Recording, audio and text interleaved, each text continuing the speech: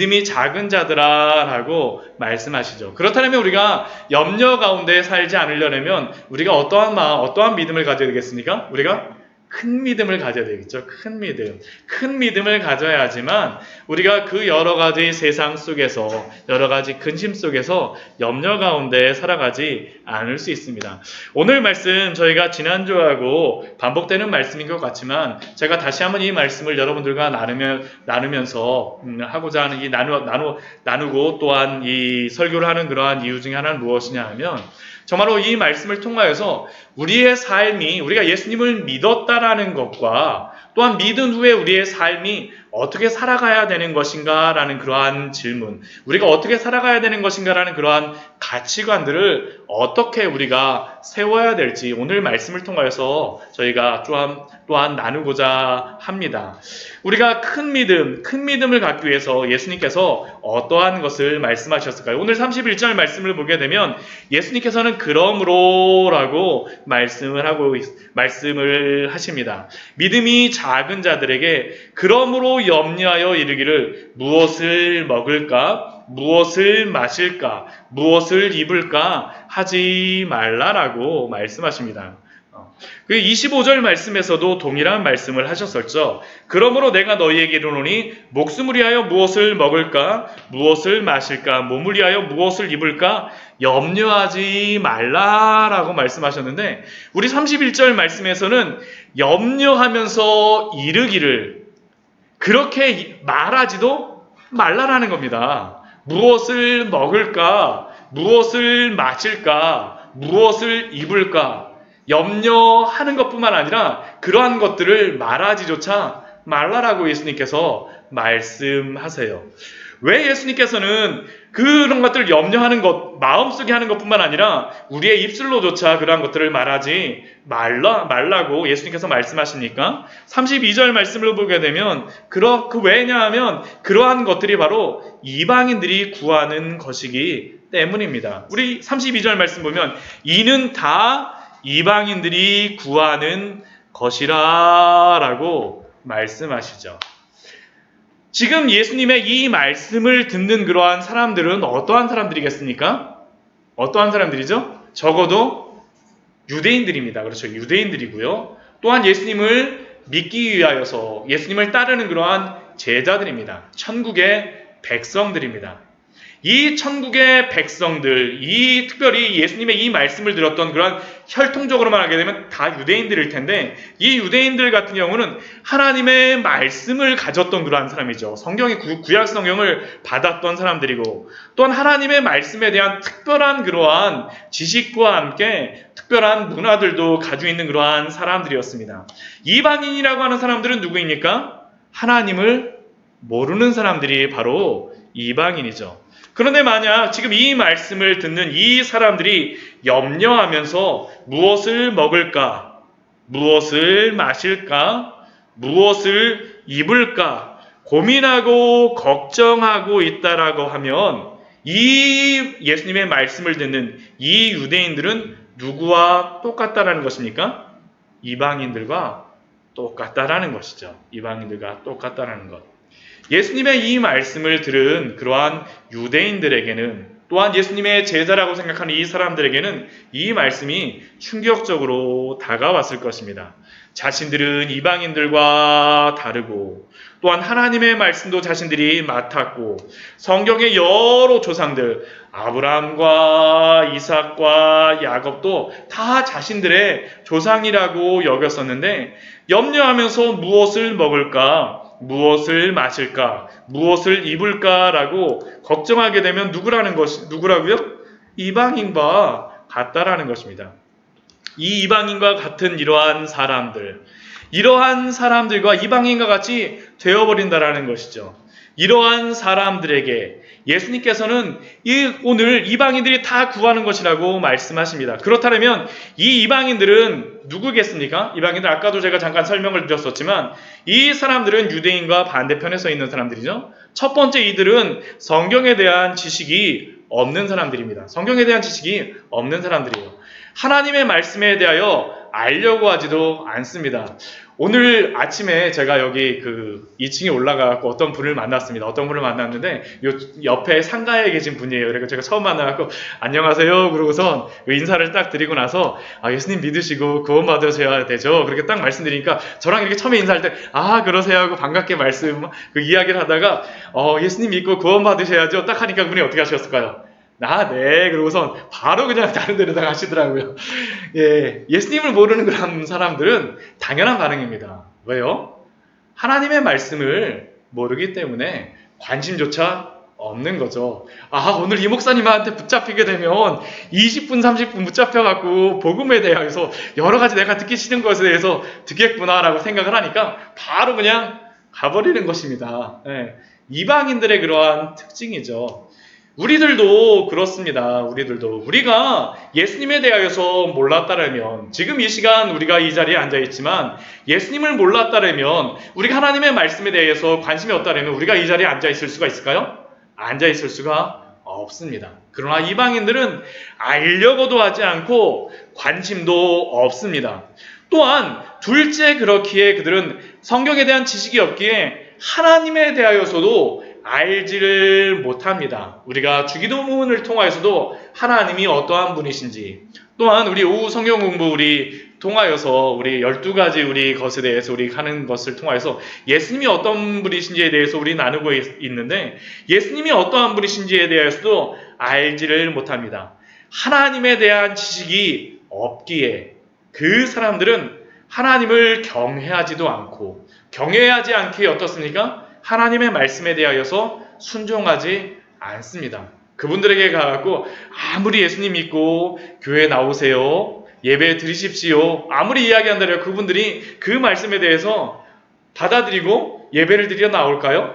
쉽지 않습니다. 성령님께서 정말 그 마음을 변화시켜 주시지 않는다면 하나님에 대하여서 알지 못하기 때문에 하나님에 대한 지식이 없기 때문에 하나님을 경외하지 않기 때문에 순종하지도 않는 것입니다. 그래서 이들은 결국 예수 그리스도로 인하여서 구원받는 것도 모릅니다. 그럴 수밖에 없죠. 예수님을 통해서 우리에게 구원을 주시는 그 큰 구원의 은혜를 모를 수밖에 없습니다. 우리가 잘 아는 요한복음 3장 16절의 그러한 말씀이 무엇입니까? 하나님이 세상을 이처럼 사랑하사 독생자를 주셨으니 이는 그를 믿는 자마다 멸망하지 않고 영생을 얻게 하려 하심이라. 하나님이 이처럼 세상을 사랑하셔서 독생자를 주셨으니 그를 믿기만 하면 멸망하지 않고 영생을 얻는다라고 하지만 그러나 그 사람들에게는 당장 내가 마시는 커피 한 잔이 훨씬 더 귀중하고 당장 내가 먹고 있는 그 음식이 훨씬 더 귀중하고 당장 내가 입는 그러한 옷이 훨씬 더 귀중합니다.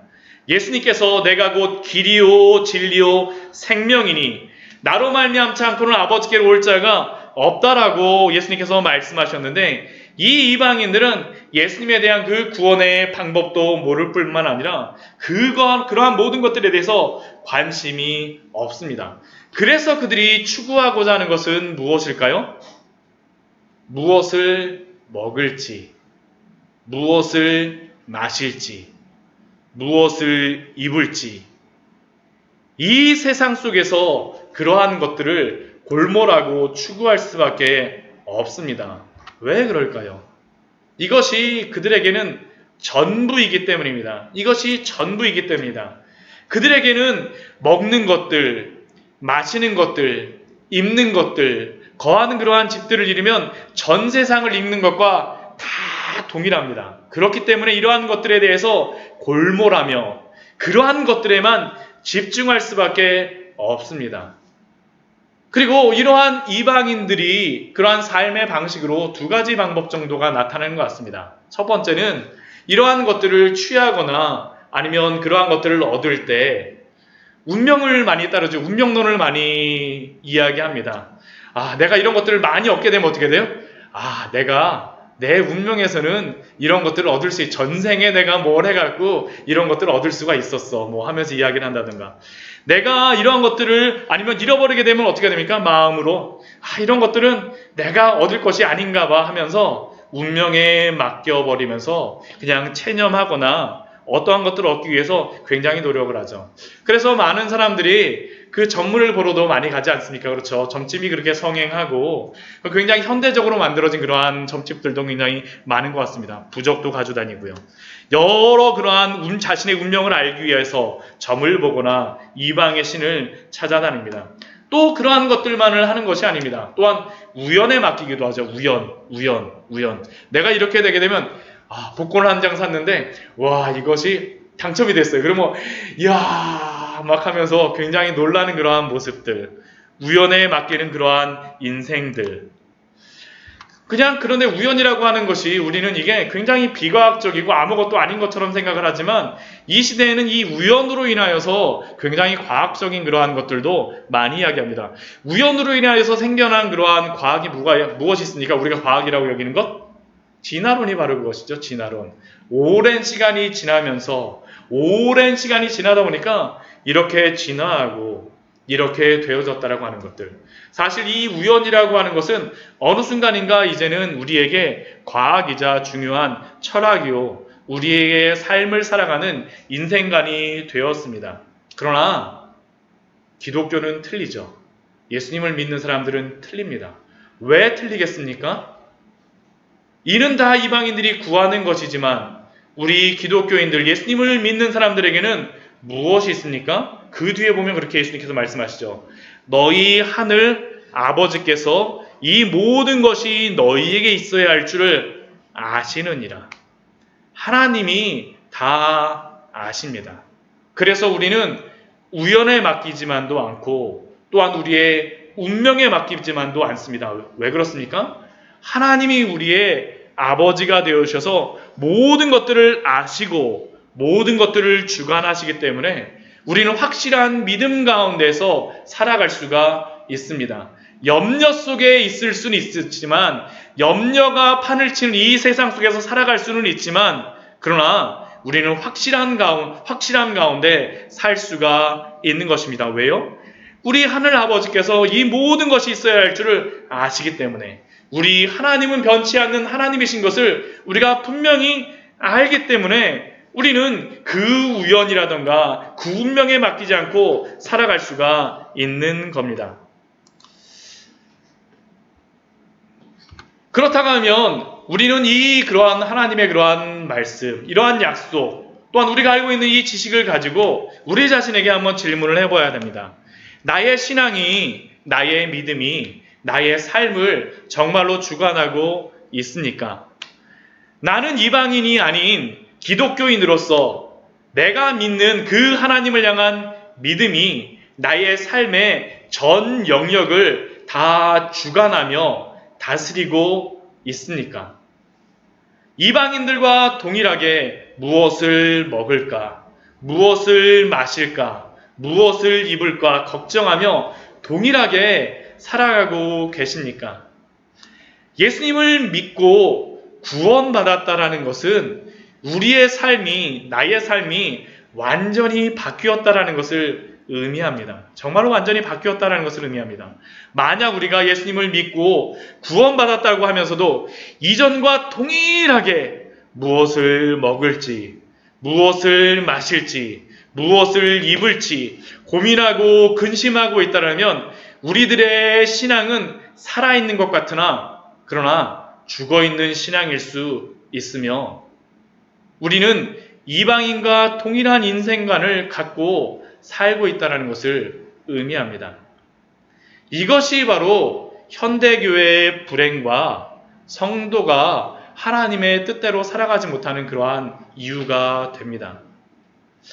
우리가 예수님을 믿고 구원을 받았다고 하면 우리는 입술로서 예수님을 고백하죠. 예수님을 나의 구주요, 나의 주로 고백을 합니다. 또한 우리가 어떻게 구원을 받았는지 우리의 그러한 입술의 그러한 고백들을 합니다.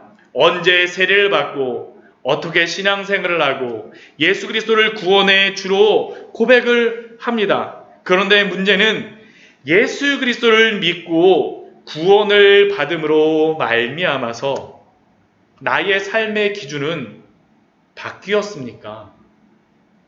바뀌었나요? 내가 믿은 예수님 때문에 우리가 먹는 그 기준과 그 먹는 것을 선택하는 그 기준이 영향을 받고 있습니까? 요즘에 많이 그러죠. 건강을 위해서 다이어트 하고요. 그렇죠. 몸에 좋다라는 것 때문에 많이 먹고요. 그렇죠. 그러나 예수님 믿는 것 때문에 내가 먹는 것들을 절제하며 내가 마시는 것들을 절제하며 살아가고 있습니까? 내가 믿은 예수님 때문에 내가 그 마시는 기준과 그러한 모든 것들도 영향을 받고 있습니까? 내가 예수님을 믿은 것 때문에 내가 입는 그러한 옷과 내가 사는 그러한 집들이 그 선택의 기준이 영향을 받고 있습니까? 예전에 저희 그 집을, 지금은 저희가 집을 팔았지만, 예전에 그 전에 집을 샀던 그러한 샀었습니다. 사갖고 저희가 살았었는데, 그 집을 사면서 몇 가지 선택 기준이 있었습니다. 몇 가지 선택 기준을 가지고, 여러 가지 아이들 교육도 괜찮아야 되고, 살기에 좋기도 해야 되고, 쇼핑센터라던가, 그런 것들도 가깝고, 되도록이면 집이 싸면서 좋았으면 좋겠다는 그러한 기준도 가졌었습니다. 그래서 여러 집들을 구경하고 다녔었습니다. 근데 저희가 여러 그 집들을 다니면서 마지막에 결정하였던 그 기준이 한 가지가 있었습니다. 그것이 무엇이었었냐면 그 집이 교회로부터 예배를 드리게 가까운가라는 그 기준이었습니다. 그래서 저희가 처음에 마음 먹고 갔던 여러 군데가 있었었는데 결론적으로는 그 교회, 저희가 그 전에 섬겼던 그 교회에서 가장 가까운 그 집, 정말 제일 가까운 집이었어요. 직선으로 다 하게 되면 정말 한 100m 정도? 네, 100m 정도로다 오는 그러한 집으로다 저희가 사서 이사 갔습니다. 정말 우리가 예수님을 믿는다라면 우리가 입는 것들, 우리가 사는 그러한 모든 것들 다 영향을 받을 수밖에 없죠. 만약 내가 예수님을 믿었다고 고백은 하지만 나의 삶에 먹고 마시고 입는 방식에 전혀 영향을 주고 있지 않다라고 하면 우리가 아무리 예수님을 믿는다라고 하지만 이방인과 다름없이 살고 있는 것입니다. 오늘 예수님께서 그렇게 말씀하시잖아요. 이는 다 이방인들이 구하는 것이라.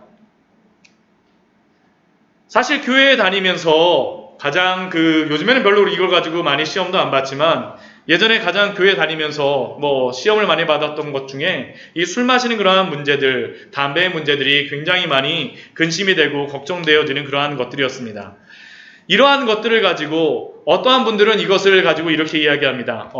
성경에 보면 술에 취하지 말라라고 했지 마시지 말라라고 하지 않았다라고 말씀하시는 그러한 분들도 있고요. 그렇죠? 그러면서 목사님 술 제가 취하지 않겠습니다. 근데 제가 사업 때문에 조금 마셔야 돼요. 그래서 그러한 분들도 계세요. 그런데 잠언 23장 말씀을 보게 되면요. 어떤 목사님이 이걸 말씀하시대요. 정말 전 이거 보고 나서 이거구나라는 생각을 했습니다. 잠언 23장 31절 말씀 우리 같이 한번 찾아볼까요?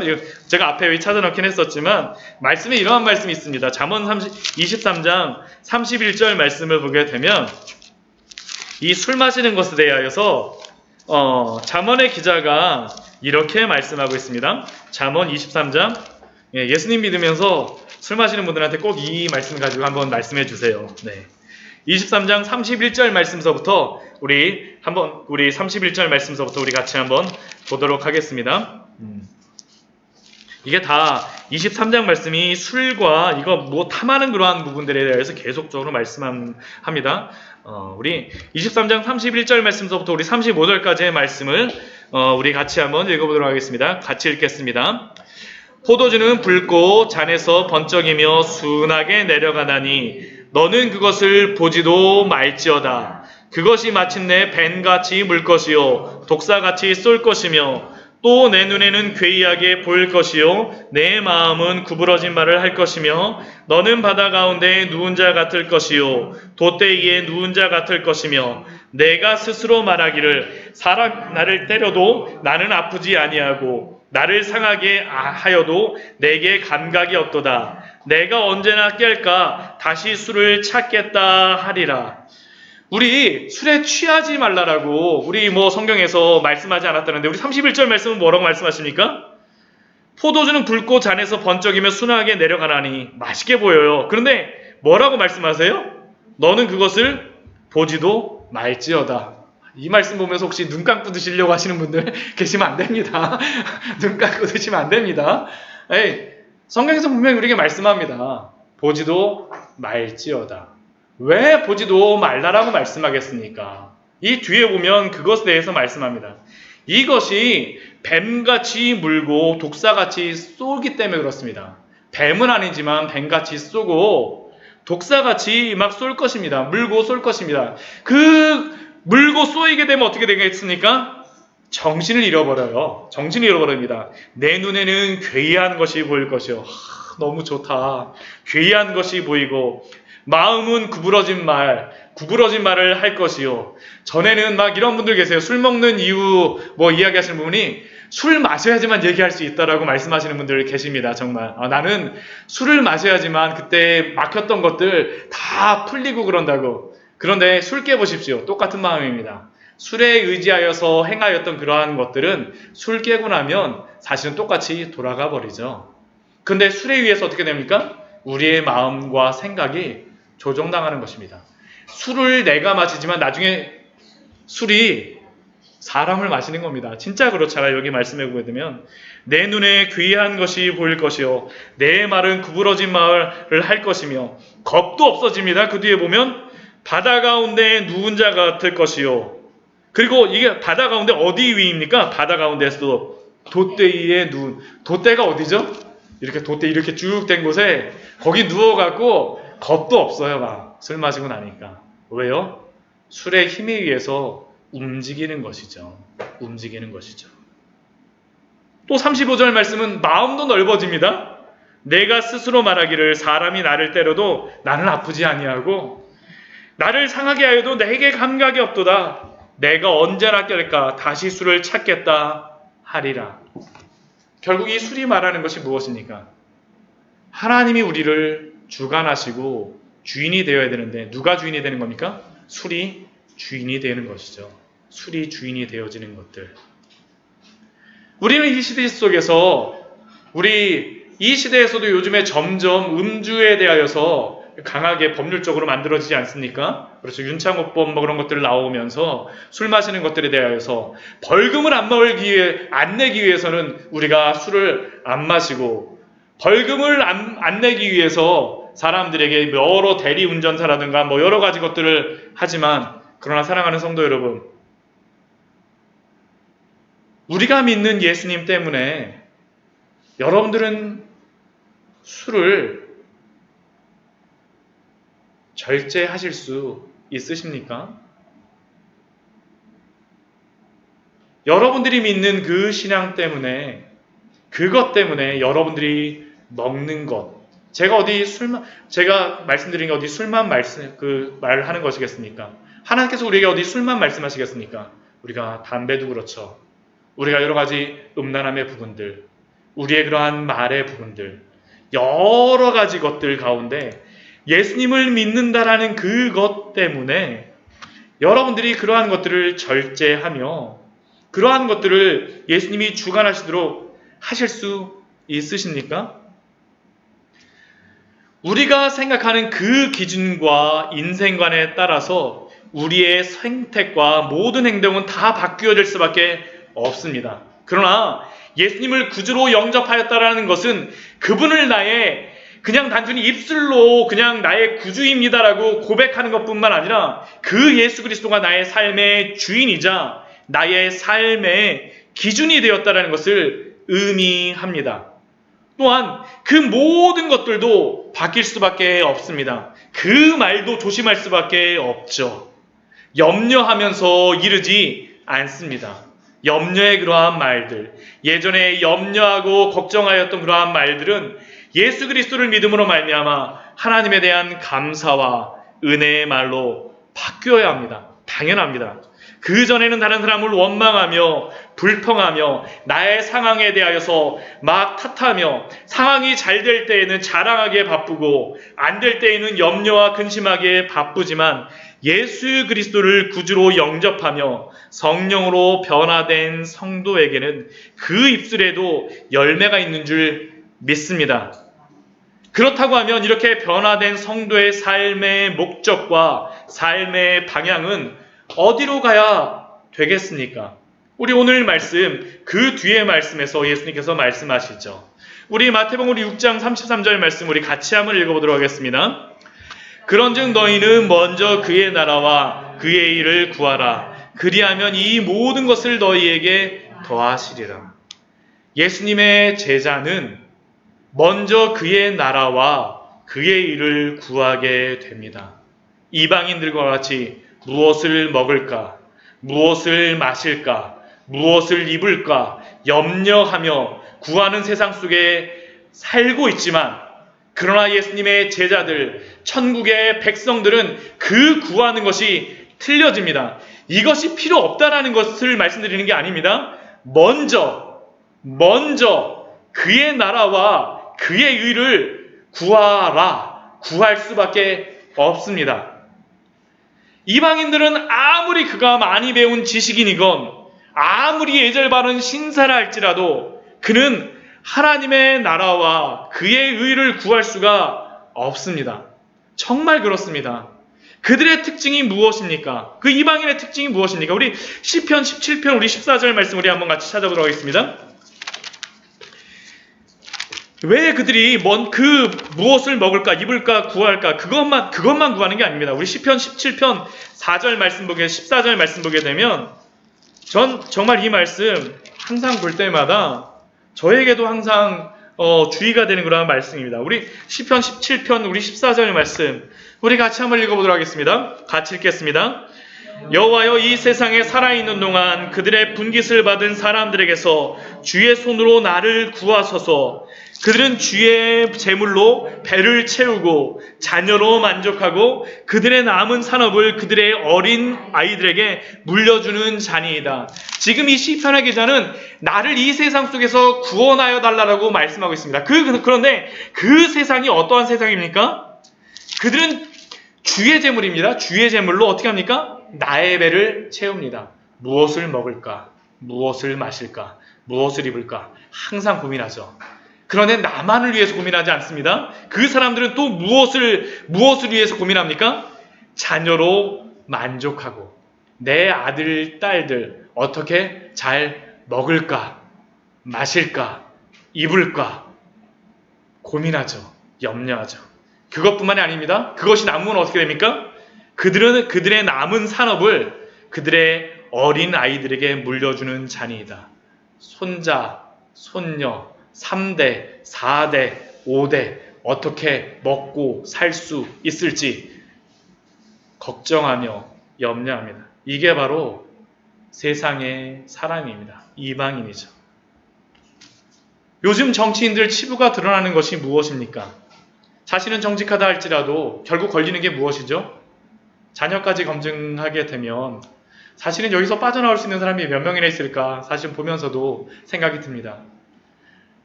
그런데 예수님께서 우리에게 말씀하시는 것은 이것이 바로 예수님을 믿음으로 변화된 참된 성도와 이방인의 차이여야 된다는 겁니다. 예수 그리스도를 믿고 거듭난 성도, 예수님의 제자는 먼저 그의 나라와 그의 의를 구하는 성도인 줄 믿습니다. 그러한 자들입니다. 그렇다고 해서 성도들이 먹고 마시고 입는 것이 필요 없는 것은 아니죠. 다만 목적과 방향, 우선순위가 바뀌었습니다. 이제는 염려하고 걱정하는 대상이 나의 먹을 것, 나의 마실 것, 나의 입을 것만을 가장 앞에 놓지 않습니다. 먼저 나만 하는 것이 아니라 하나님의 나라와 그의 의를 구하는 것으로 바뀌었습니다. 왜냐하면 예수 그리스도를 믿음으로 성령께서 우리를 변화시켜 주셨기 때문입니다. 이것은 또한 주기도문에서 예수님께서 우리에게 분명히 알려주신 것이 아닙니까? 우리 주기도문 우리 말씀이 무엇이었었죠? 하늘에 계신 우리 아버지여, 이름이 거룩히 여김을 받으시오며 나라가 임하시오며 뜻이 하늘에서 이루어진 것 같이 땅에서도 이루어지리이다. 먼저 그의 나라와 그의 의를 구할 것을 기도하게 하셨습니다. 단순히 우리의 신앙의 생활에서만 그렇게 살라라고 말씀하신 것이 아닙니다. 오늘 먼저 그의 나라와 그의 의를 구하라는 것은 우리가 신앙생활을 할 때에만 아니라 우리의 삶 속에서 그렇게 하라는 겁니다. 먼저 그의 나라와 그의 일을 구하라. 이렇게 기도하는 것은, 이렇게 살아가는 것은 소속이 바뀌었기 때문입니다. 이것을 요구하십니다. 그래서 고린도전서 우리 10장 31절 말씀, 우리 앞에 있는 말씀 우리 같이 한번 읽어보도록 하겠습니다. 그런즉 너희가 먹든지 마시든지 무엇을 하든지 다 하나님의 영광을 위하여 하라. 먹든지 마시든지 입든지 다 무엇을 위하여 하라고요? 하나님의 영광을 위하여 하라. 방향이 틀려집니다. 또한 이렇게 살아가는 그러한 성도들에게는 큰 비밀이 있습니다. 큰 비밀이 있습니다. 그 비밀이 무엇입니까? 그리하면 이 모든 것을 너희에게 더하시리라. 하나님이 더해 주시겠다라고 예수님이 약속하여 주셨습니다. 하나님이신 그분이 이 땅에 직접 오셔서 성육신하셔서 우리에게 약속하여 주셨습니다. 무엇이라고요? 이 모든 것을 너희에게 더하시리라. 더하시리라. 더하시리라. 우리에게 주신 약속인 줄 믿습니다. 우리 시편 37편 25절 말씀에 이렇게 말씀하죠. 우리 앞에 말씀 우리 같이 한번 읽어보도록 하겠습니다. 내가 어려서부터 늙기까지 의인이 버림을 당하거나 그의 자손이 걸칙함을 보지 못하였도다. 어려서부터 늙기까지 의인이 버림을 당하거나 그의 자손이 걸칙함을 보지 못하였도다. 그런데 이렇게 질문하시는 분들이 있어요. 목사님, 어려우신 분들 있잖아요. 교회 다니면서도 어려우신 분들이 있잖아요.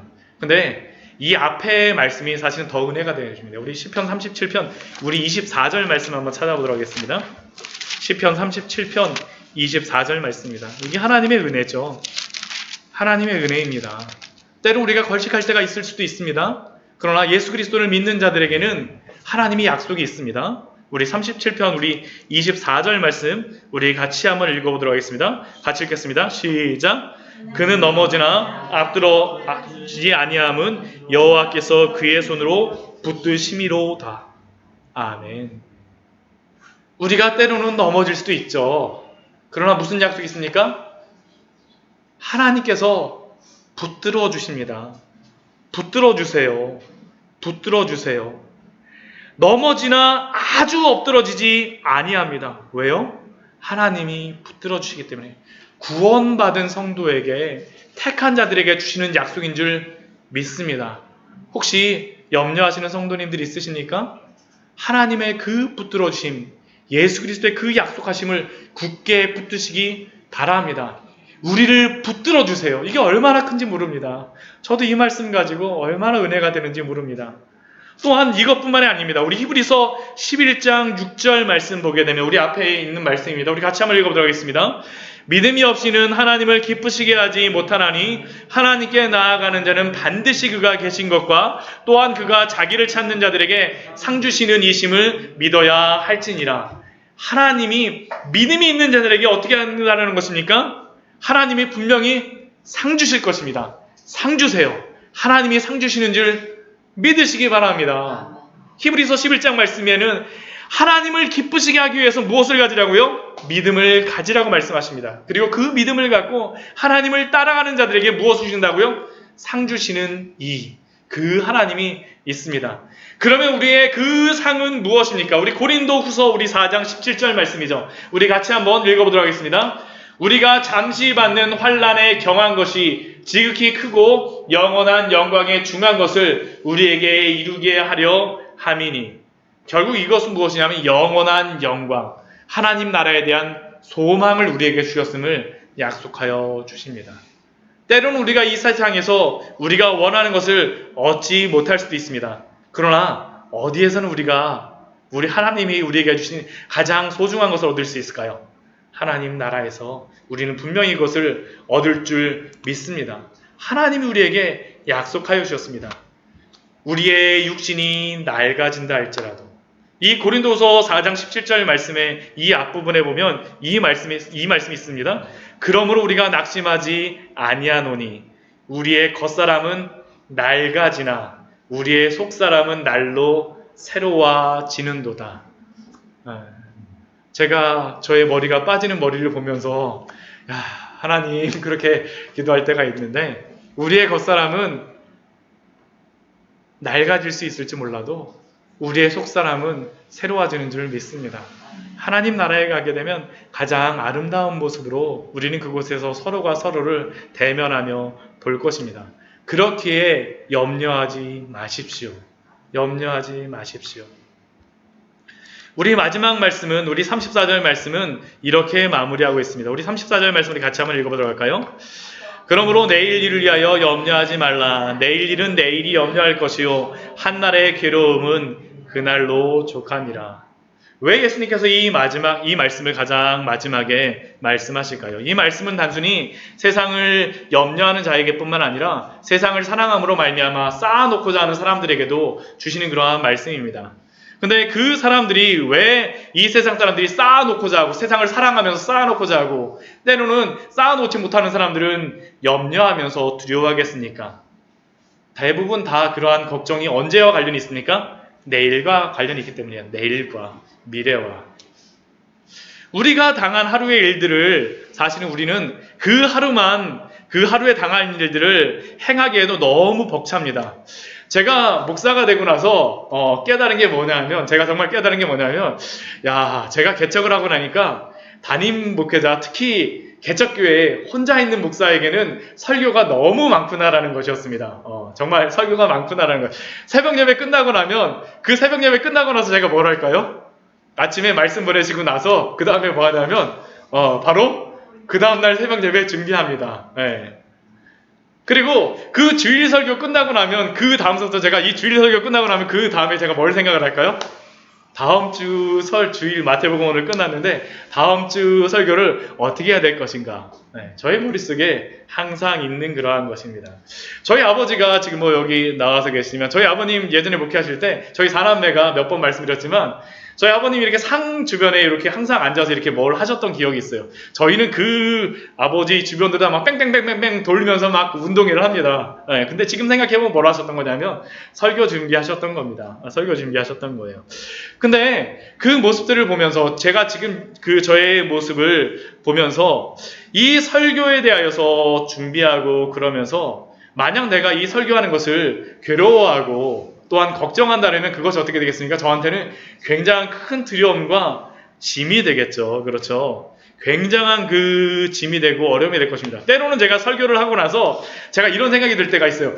와, 오늘 설교는 정말 내가 생각해도 망쳤다. 와, 어떻게 이렇게 설교를 할 수가 있지? 앞뒤 말도 전혀 안 맞고 막 내가 도대체 뭘 설교를 한 거지? 막 그런 생각이 들 때도 있습니다. 그런 때도 있죠. 그러나 제가 이 말씀 보면서 사실은 저도 힘을 냅니다. 하나님이 나한테 주신 오늘의 일들, 오늘 내가 충성했구나.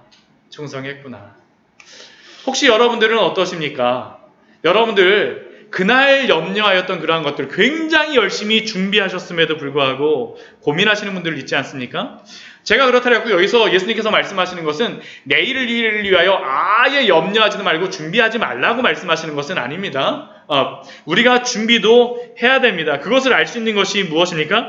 공중의 새를 말씀하실 때 뭐라고 말씀하세요? 심지도 않고 거두지도 않고 창고에 모아들이지도 아니하지만, 그러나 우리는 어떠한 사람들입니까? 심고 거두고 창고에 모아들이기도 해야 됩니다. 해야 돼요. 우리는 준비해야 됩니다. 근데 문제는 무엇이냐면 준비하고 나서도, 열심히 하고 나서도 염려하시는 분들 계시지 않습니까? 오늘 하루 굉장히 거기에 대해서 분투하셨음에도 불구하고 하나님의 뜻대로 행하셨다라고 생각하셨음에도 불구하고 그것 때문에 혹시 염려하고 계시지 않습니까? 그러면 예수님의 말씀을 기억하십시오. 한날의 괴로움은 그날로 족하니라. 우리가 하고 난 다음에는 예수님께 맡겨야 됩니다. 하나님께 맡겨야 됩니다. 그게 바로 우리의 믿음의 삶인 줄 믿습니다. 이게 이방인과 다른 것이죠. 다른 것입니다. 그날 행할 것 때문에 더 이상 걱정하지 않아야 됩니다. 이게 우리에게 주신 놀라운 축복이죠. 우리 그 전도서 제가 마지막 그 말씀을 여기다 적어놨는데요. 제가 이 말씀을 적어놓으면서 했던 것은 다른 것이 아닙니다. 우리에게 한날의 괴로움도 있지만 그러나 하나님이 우리에게 주신 그러한 또 무엇도 있을까요? 한날의 즐거움도 있습니다. 만족도 있어요. 만족도 있어요. 그러면 한날의 괴로움뿐만 아니라 한날의 만족도 누리시는 우리 귀한 성도님들 되시기를 축원합니다. 우리 전도서 우리 5장 18절 말씀, 우리 그 말씀에, 이 말씀에서 그것을 우리에게 알려주고 있습니다. 우리 전도서 말씀 우리 같이 한번 보도록 하겠습니다. 우리 전도서 말씀은 이 시대 속에서 살아가는 여러 수고하는 성도들에게 주시는 또한 위로하는 그러한 말씀이 됩니다. 우리 전도서 우리 5장 우리 18절에서부터 우리 20절까지의 말씀, 우리 성경이 없으신 분들은 앞에 보시면 됩니다. 우리 같이 한번 읽어보도록 하겠습니다. 18절부터 20절까지의 말씀 우리 같이 한번 읽겠습니다. 사람이 하나님께서 그에게 주신 바 그 일평생에 먹고 마시며 해 아래에서 하는 모든 수고 중에서 낙을 보는 것이 선하고 아름다움을 내가 보았나니 그것이 그의 몫이로다. 또한 어떠한 사람에게든지 하나님이 재물과 부요를 그에게 주사 능히 누리게 하시며 제 몫을 받아 수고함으로 즐거워하게 하신 것은 하나님의 선물이라. 그는 자기의 생명의 날을 깊이 생각하지 아니하리니 이는 하나님이 그의 마음이 기뻐하는 것으로 응답하심이니라. 아멘. 하나님이 여러분들에게 주신 것들, 일평생에 먹고 마시며 해 아래에서 수고함으로 얻으신 그러한 모든 것들, 그것이 우리의 몫입니다. 그리고 그것을 누리십시오. 우리 그 뒤에 보면 이렇게 말씀하시잖아요. 제 몫을 받아 수고함으로 즐거워하게 하신 것은 무엇이라고요? 하나님의 선물이라. 충분히 누리십시오. 충분히 그것을 누리시기 바랍니다. 그리고 이러한 것들을 가지고 하나님 앞에서 기쁨으로 살아가십시오. 이렇게 자족하며 누리는 것이 바로 하나님이 우리에게 또한 오늘 하루 우리에게 주신 그러한 만족인 줄 믿습니다. 오늘 하루 주신 것들 가운데에서 주신 밥 맛있게 드십시오. 주신 밥 맛있게 드세요. 오늘 드시는 커피, 우리 끝나고 나서 우리 올라가서 우리 밥 먹고 커피 마실 거잖아요. 맛있게 드십시오. 정말 맛있게 드세요. 오늘 입으신 옷들 있잖아요. 와, 감사하십시오. 감사하십시오. 그 옷들 입으시고 모델처럼 걸으십시오. 나 이렇게 입고 정말 걸으십시오.